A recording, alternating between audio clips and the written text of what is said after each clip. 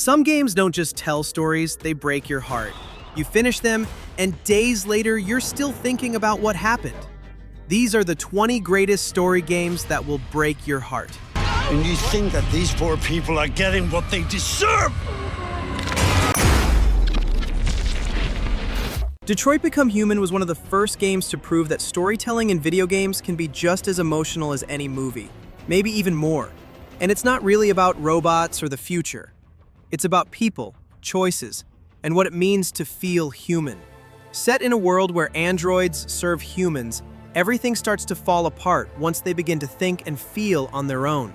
Some want freedom, some want peace, and others just want to protect the ones they care about. The game hits hard because it doesn't hand you easy answers. Every decision matters, and no matter what you pick, someone gets hurt. It makes you think about empathy, control, and how fragile the idea of being human really is. In the end, Detroit Become Human isn't about machines learning emotions. It's about reminding us not to lose ours. You do the housework, the washing, you cook the meals, and you take care of Alice. My name is Connor. I'm the android sent by CyberLife. The company has allocated a specialized model to assist investigators. My name is Marcus. Just like you, I was a slave. Thank you, Marcus. Then I chose to open my eyes, to take back my freedom, and decide who I wanted to be. Now I have come to tell you that you can be your own masters. I've come to tell you that you don't have to obey them anymore. Get away! Fight Jericho! I know someone who can help you.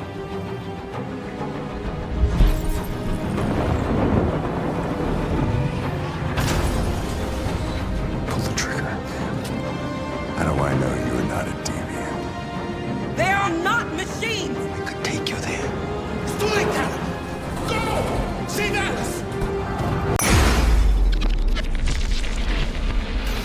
The killer left the heart next to the body.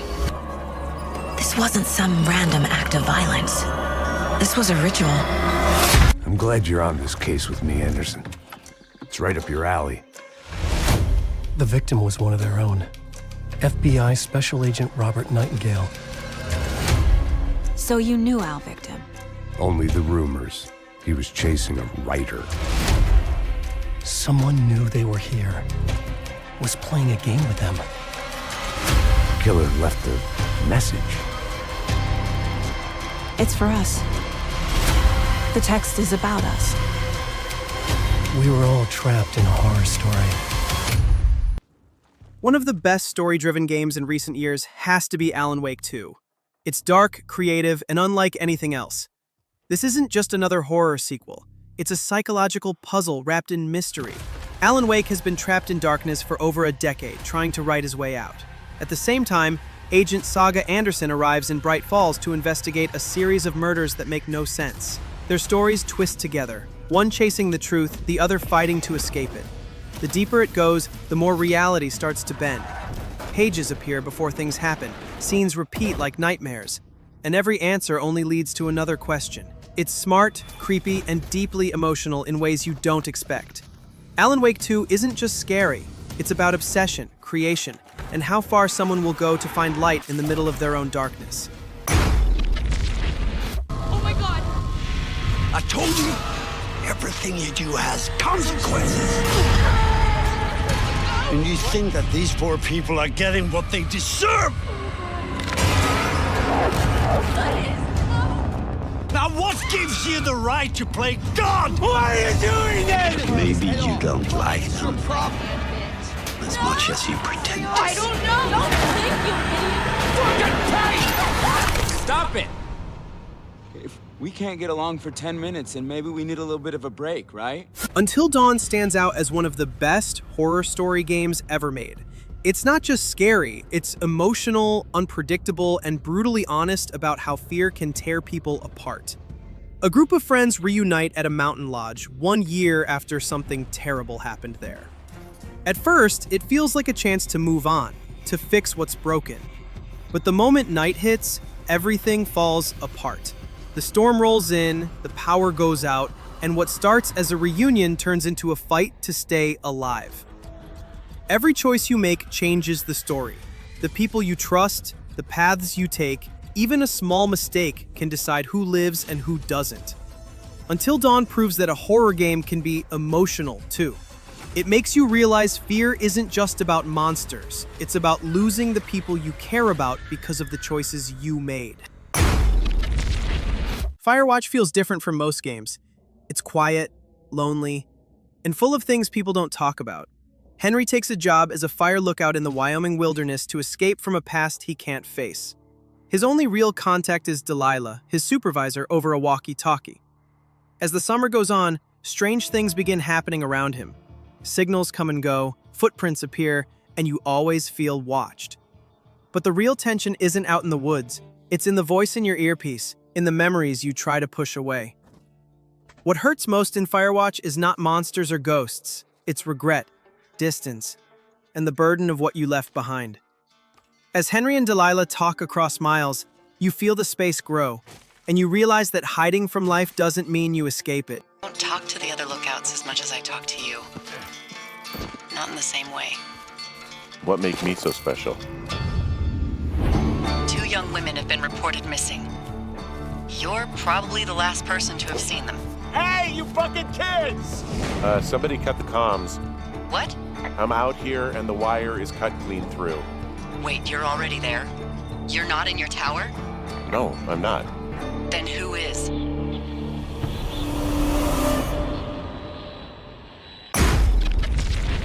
You're afraid to be here.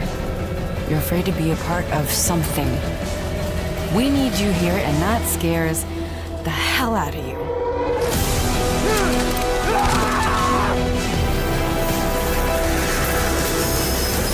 We have to look out for each other. It's all we got. You could have saved a few lives.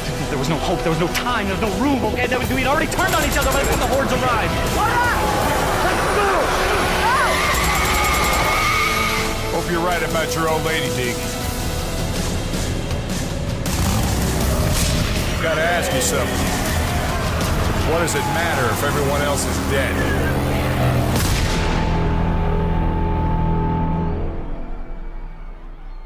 Days Gone isn't just another zombie game.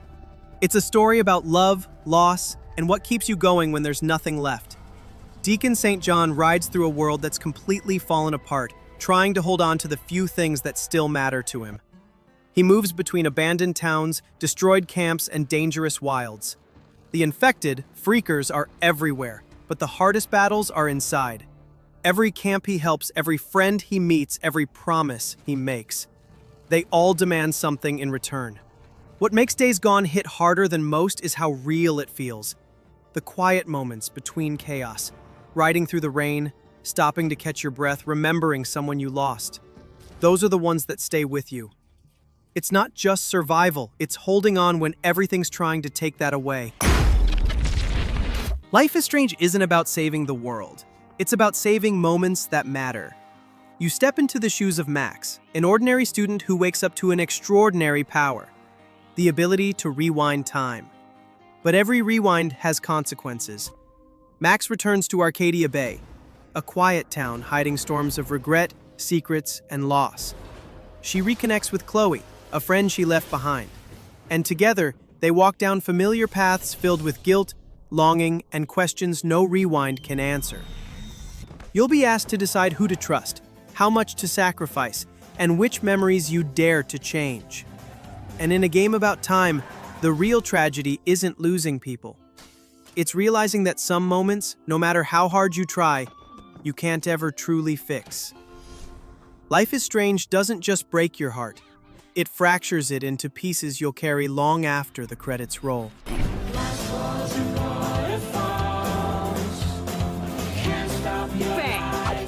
What the hell? Come on, slowpoke! If I see you here again, you'll learn all about real trouble. So, what would you do now?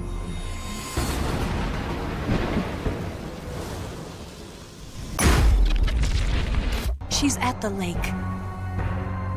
She's waiting for you there. We were together for 10 years, and now you tell me she's my enemy. What about you, Jack? What's it going to be? Loyalty to your country or loyalty to me? Your country or your old mentor? The mission or your beliefs? Your duty to your unit or your personal feelings? You don't know the truth yet. But sooner or later, you'll have to choose. I don't expect you to forgive me. You've got to do it, Snake. She's your enemy and your objective. You're a soldier.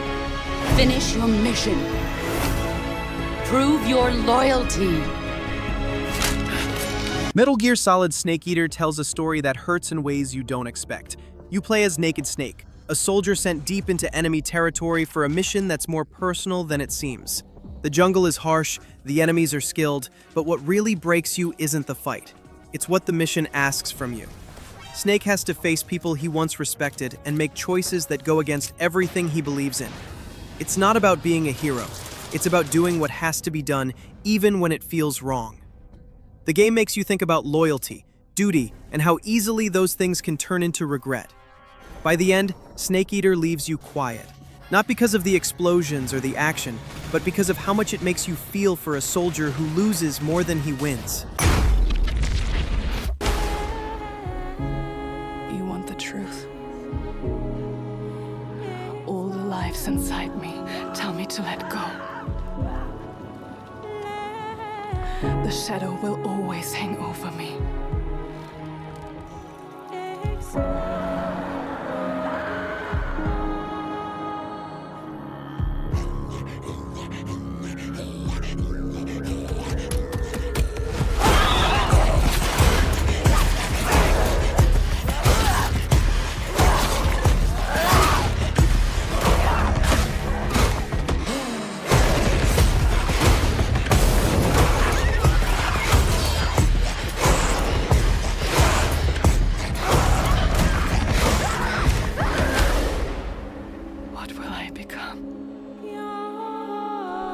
Senua Saga, Hellblade 2. The pain comes not only from monsters, it comes from fighting your own mind. You walk alongside Senua through frozen Icelandic lands and dark myths, haunted by voices no one else hears. Her journey isn't just about defeating giants or freeing lands, it's about whether she can keep faith in herself when everything tries to break it. Each step forward is heavy. When she must help others, she risks losing herself. When she faces her past, she risks opening old scars. What's hardest is knowing she's giving more than she gets. Hellblade 2 doesn't break your heart with blood or sudden betrayal. It does it quietly, with every step she forces herself to take, carrying hope and grief at once. Metro Exodus isn't just about survival.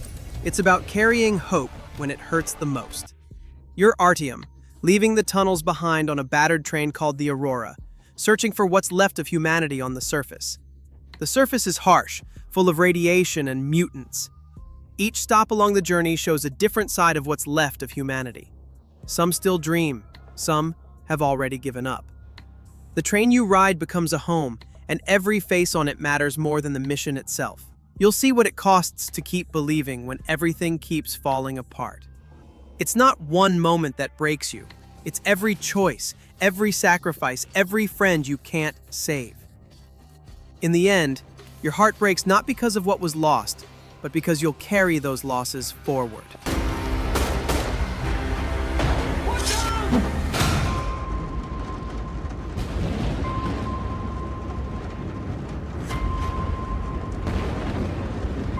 Привет, Vladivostok.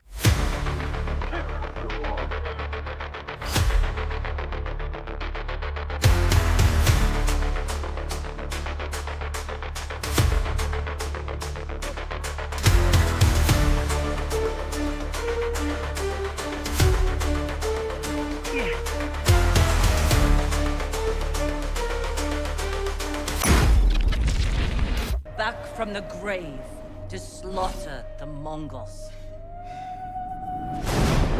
If you continue down this path, you will be no better than the Mongols. I trained you to fight with honor. Honor died on the beach. The Khan deserves to suffer.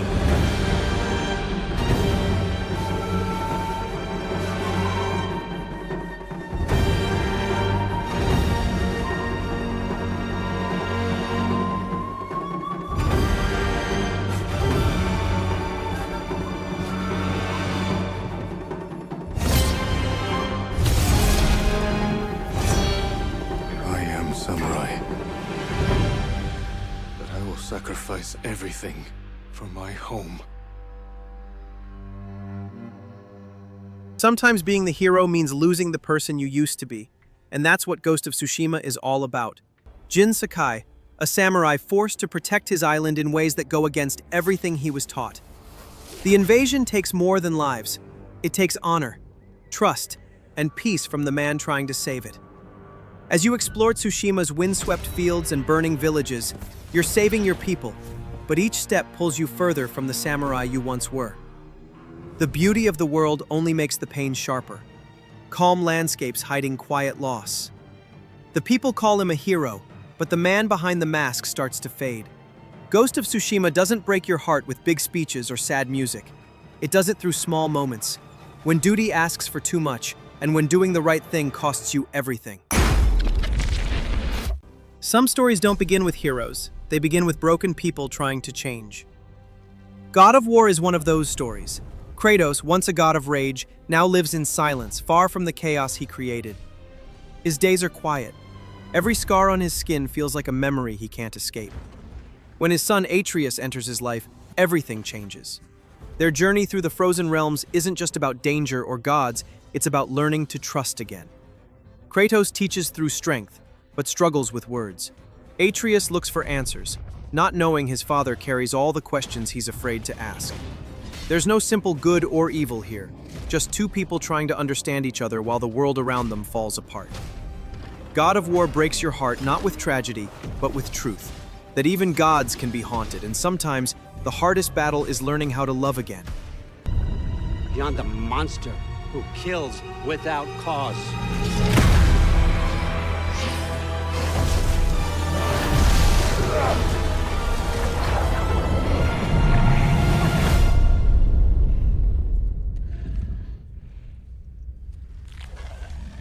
Fate only binds you if you let it.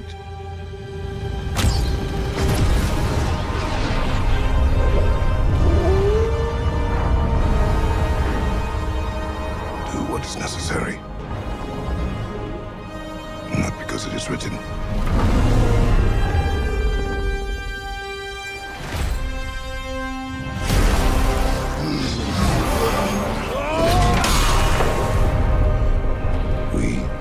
Make our own destiny. There's something tragic about growing up in a world defined by war. In Kingdom Come Deliverance, Henry is just a blacksmith's son whose life is torn apart by violence. He's forced to fight for justice in a land where promises are broken. His dreams are small at first: peace, home, redemption. But the horror of invasion and betrayal twists them into burdens heavier than swords. Then comes Kingdom Come Deliverance 2, where Henry's journey continues into deeper chaos. The war has grown, the stakes are higher, and Henry must walk through shattered alliances and political tides that wash away what he believed in. It's seeing villages you once knew as hopeful fall to ruin. It's holding on to memories of friends who vanish into war. Kingdom Come Deliverance doesn't just tell a medieval tale, it makes you feel the weight of every decision. Wake up! Pull yourself together, Henry. Nobody will hand anything on a platter to men like you and me. You still have a long way to go till your work is done.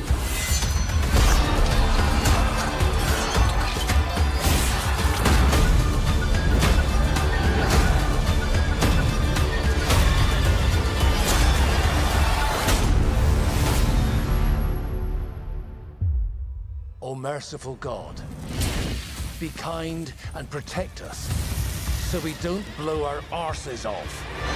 Amen. Some horrors don't start with fear, they start with love. In Resident Evil Village, Ethan Winters begins a desperate quest to reclaim what's stolen: his daughter, his peace, his normal life. The village he enters is grotesque, ruled by monsters and twisted lords, yet the fear that haunts him is far more human. He moves through cold castles and forgotten houses, each one filled with things that shouldn't exist. But it's not the monsters that stay with you. It's the silence after the fight, when you realize he's just a man trying to save his family. What makes Resident Evil Village truly heartbreaking isn't the blood or the terror. It's watching someone refuse to give up, even when love is the only thing keeping him alive, and knowing how much that love is going to cost.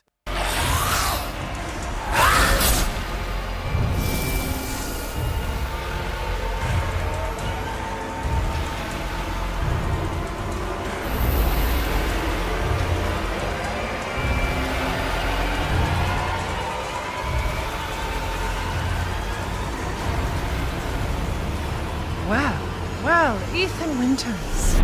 There you are.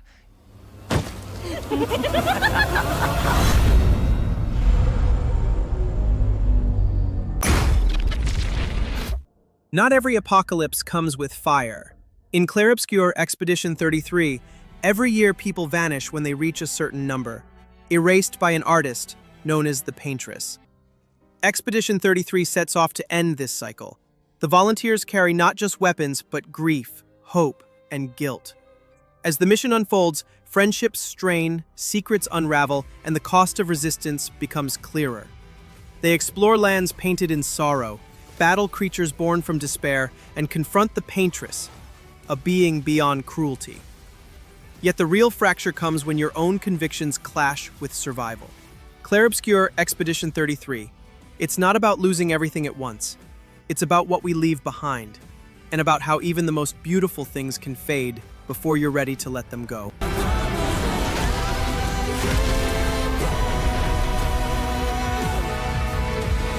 Who are you?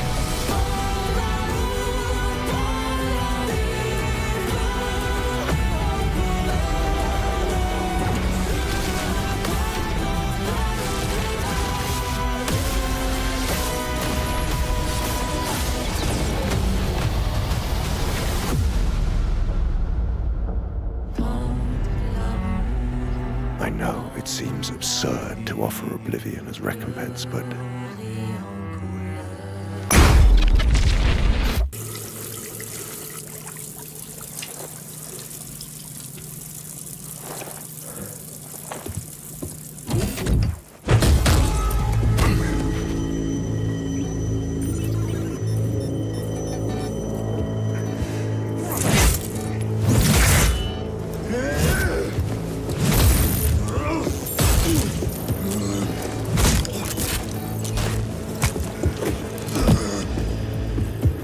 Take the fucking chipsticks!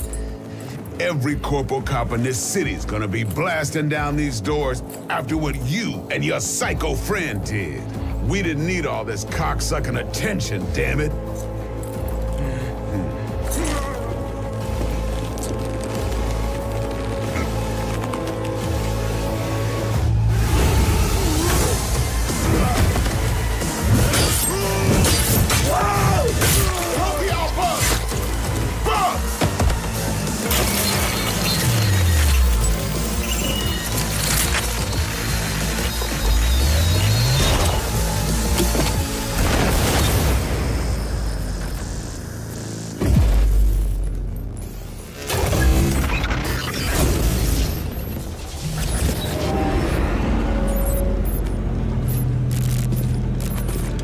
wake the fuck up, samurai. We have a city to burn. In Cyberpunk 2077, V wakes up with a chip in their head that's slowly taking control. Night City shines like a dream, but underneath all that neon, everything's falling apart. This city runs on deals. Every handshake has a price, and every open door means someone else gets shut out. V moves between fixers, hackers, and people who've already lost too much. Trust doesn't come easy here, and when it does, it never lasts long. Every job asks the same question: how much of yourself are you willing to trade just to survive? The hardest parts aren't the gunfights or the gangs, it's the quiet after. Standing in front of a mirror and not recognizing who you've become. It's hearing another voice in your head, wondering which one of you is real. Cyberpunk 2077 doesn't hand you closure, it just leaves you sitting in the dark, thinking about who V really was and how much of them the city already took. Adventure isn't always about treasure. Sometimes it's about what it costs to chase one. Uncharted 4 follows a man who spent his life running toward danger, and now has to face what that life has taken from him. The search for fortune turns into a test of loyalty, purpose, and the pull between who you were and who you're trying to become. The game balances laughter, nostalgia, and quiet moments of doubt. Every conversation feels heavy with history, every decision weighed by love and regret. It's less about gold and more about growing older, letting go, and realizing that even the best stories have to end. That's what makes Uncharted 4 special. Not the explosions or the puzzles, but when you realize the real treasure was the time you can't get back. How long have we been chasing this thing? Long time. Real long time. Just you and me. No offense to these guys, but they don't get it. If you're done lying to me, then you should stop lying to yourself. The biggest pirate treasure of all time is within our grasp. Look, Nate, I'm gonna make you a one-time offer. Drop everything. Go home. Live your life. Or we can just end it right here. There's gotta be another way. I need you on this one. There's a quiet kind of horror in Silent Hill 2, not from monsters, but from what you carry inside. James Sunderland comes to Silent Hill after receiving a letter from his late wife. He walks into fog and empty streets, chasing a hope he's too afraid to admit. As James wanders hospitals, alleys, and abandoned houses, the monsters you fight are only half of it. The rest is wrestling with guilt, grief, and the weight of things unsaid. You'll meet people broken in their own ways. Some are begging forgiveness, some justice. All of them carry sorrow. And James? He's walking deeper into darkness not because he's seeking monsters, but because he's searching for answers. By the time it's over, Silent Hill 2 leaves you quiet. Not scared, just thoughtful. It makes you sit with everything unsaid and wonder how much of the horror came from the town.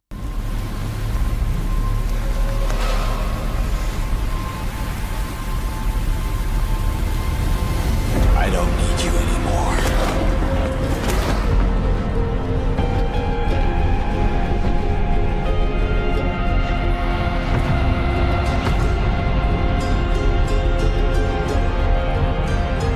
I'm ready.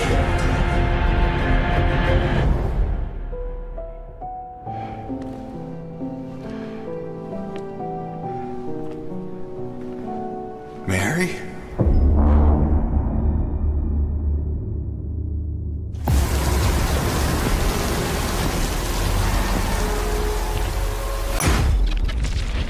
In The Last of Us Part 1, survival isn't enough.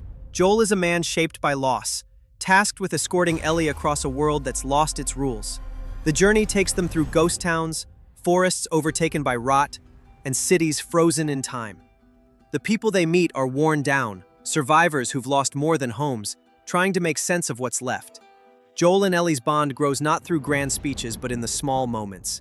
Covering for each other, sharing stories, holding fast when everything's falling apart. Eventually, you understand that the real fight isn't against the infected. It's against what desperation does to the people you love. The Last of Us Part 1 doesn't offer closure or victory. It offers a question. What's worth saving when saving changes you? Take care of myself. How many close calls have we had? I get into trouble down there. You make every shot count. I got this.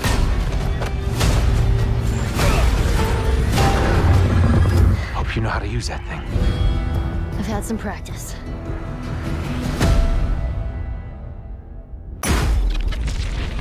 The Witcher 3 isn't just about hunting monsters, it's about everything that comes after. Geralt of Rivia has seen war, loss, and love, and somehow still keeps going. The world he walks through is alive but broken, villages burned, people desperate, and everyone wanting something from him. What makes it hit hard is how real the choices feel. Sometimes helping one person means hurting another. Sometimes doing the right thing doesn't feel right at all.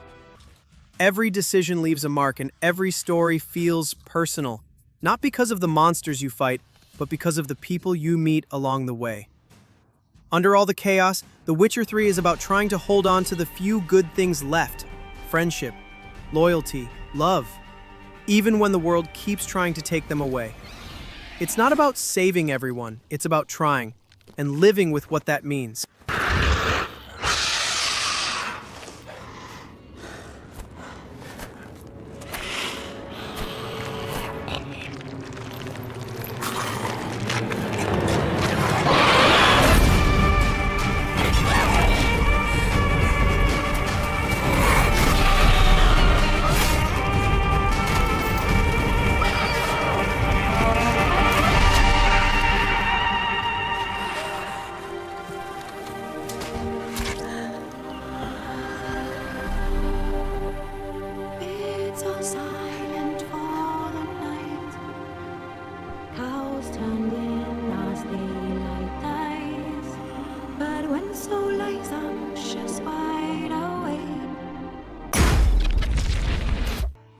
Red Dead Redemption 2 hits different because it's not really about outlaws, it's about time running out. Arthur Morgan lives in a world that's changing faster than he can keep up with. The gang, the freedom, the wild open land, all of it's slipping away. Arthur's story isn't just about gunfights or money, it's about loyalty, choices, and what kind of person you end up being when everything starts falling apart. You see people you care about make mistakes, and sometimes you're the one who causes the damage. What makes Red Dead 2 powerful isn't the action, it's the moments in between. The feeling that no matter how much good you try to do, the past is always close behind. It's a game about holding on while the world moves on without you, and realizing that even the strongest hearts can't outrun what's coming.